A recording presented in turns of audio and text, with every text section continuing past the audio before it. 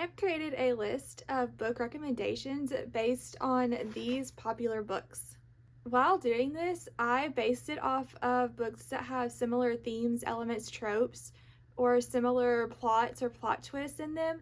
So for me, while reading these books, they reminded me of another popular book. Starting out, if you like Fourth Wing, then you should read The Serpent and the Wings of Night. The story follows Araya, the adopted human daughter of the Vampire King, who decides to enter a legendary tournament where the winner is granted one wish. So the competition consists mostly of vampires from the different vampire houses. In order to survive, Araya teams up with a mysterious stranger named Rain, or at least I think that's how it's pronounced. That's how I pronounced it while reading. This book has deadly intense trials, so there are different steps to the competition. It has the trainer-trainee of like Xaden and Violet between Rain and Araya. It also has the enemies to lovers, and this book has twists and turns, so you don't really know where the story is going. This book would also be categorized as a new adult book, and it is pretty spicy. It's about the same spice level as Fourth Wing. I do want to be honest to say that I personally liked this book but didn't love it. However, I know that for a lot of people it is a 5-star read, and it does have a lot of similar elements to Fourth Wing and kind of reminded me of it while I was reading it. Next, if you're a fan of The Selection, then you should read The Rose Bargain. This book is like a combination of The Selection and Bridgerton. It follows Ivy during her debut season, where girls are expected to make a bargain with the Fae Queen in order to help them find suitors. However, this season is different because the girls have a chance to compete in order to marry the Fae Prince. Ivy sees this as an opportunity to help her family and her sister after her older sister had made a terrible bargain that no one really knows truly what happened with. But this book reminded me so much of The Selection as I was reading it. It has the competition to marry a prince. It has the friendships and jealousies between the girls. They all go out to different outings with the prince and dates and things. It also has multiple love interests for Ivy. So think of like the Max and Aspen. You have that with Brom and Emmett. So Ivy does get sort of caught up between her friend and the prince. Honestly, this book feels pretty much like The Selection, but with Fae. This book is a little bit spicy. It has one scene with some description, but there's not a lot in this book. Next, if you like Heartless Hunter, then you should read The Dagger and the Flame or Dance of Thieves.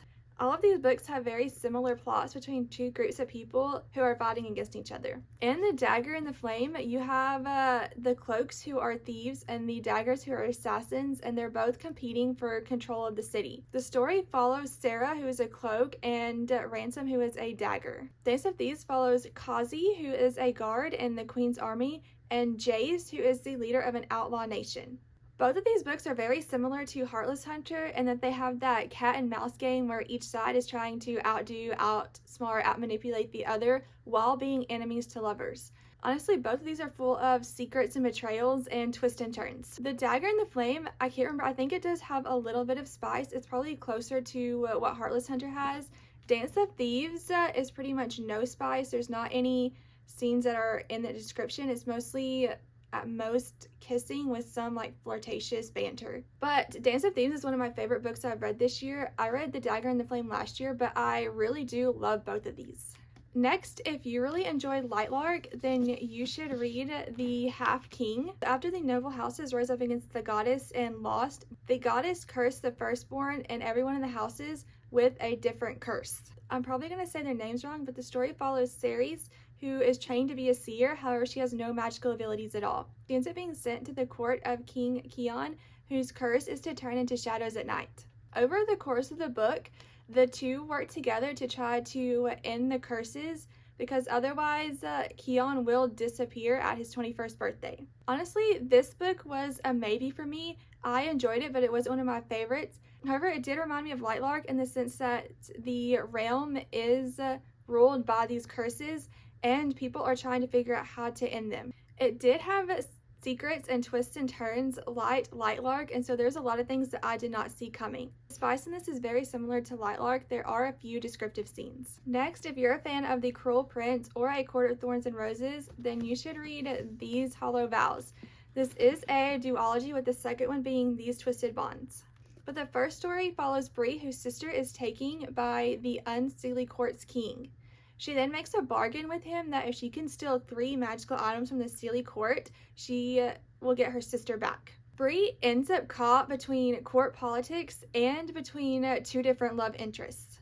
If you're a fan of the Fae politics and the Cruel Prince, then you'll probably enjoy the politics in this, especially the Unseelie versus Seelie Court.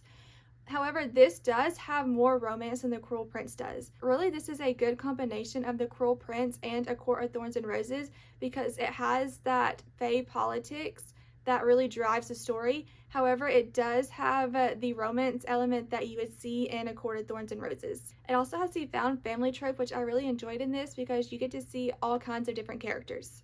The spice level is kind of in between the Cruel Prince and A Court of Thorns and Roses. It is spicier than the Cruel Prince, especially in the second book. There's definitely one scene that I remember that is descriptive.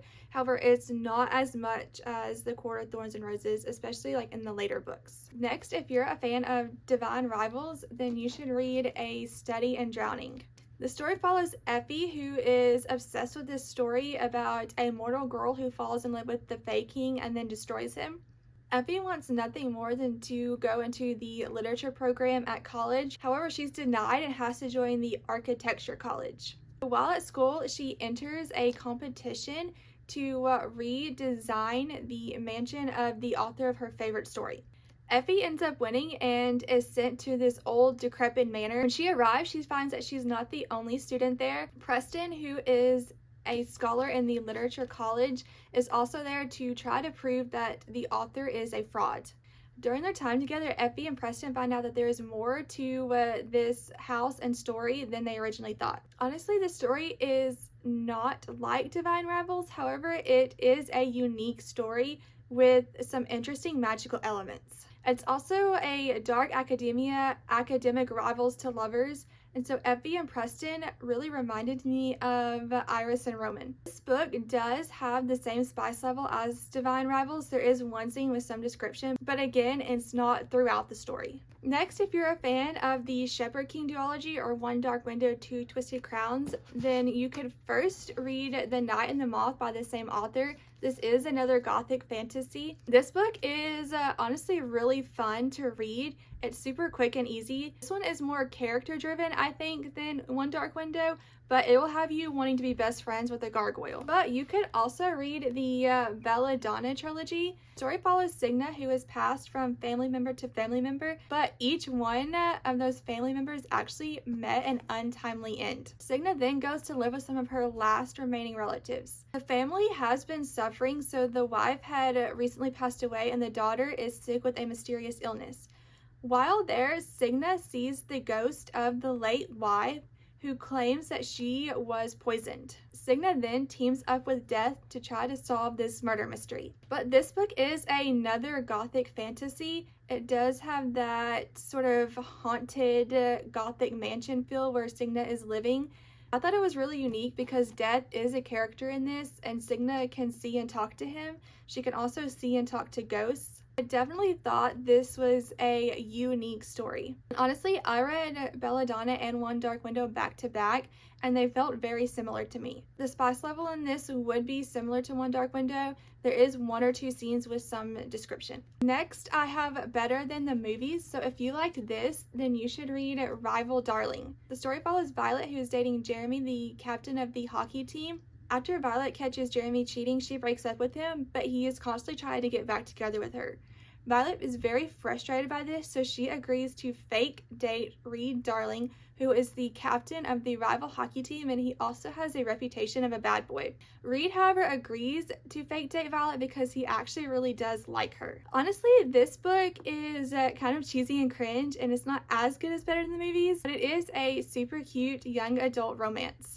Especially Reed Darling, who reminded me of Wes Bennett, because he really does like Violet and he wants to prove to her that not all hockey players are bad, and he does everything he can to come up with reasons to go on fake dates and try to spend time with her. And honestly, this has like the banter and tension of Better Than the Movies, and it's super cute and adorable. This will have you giggling and kicking your feet.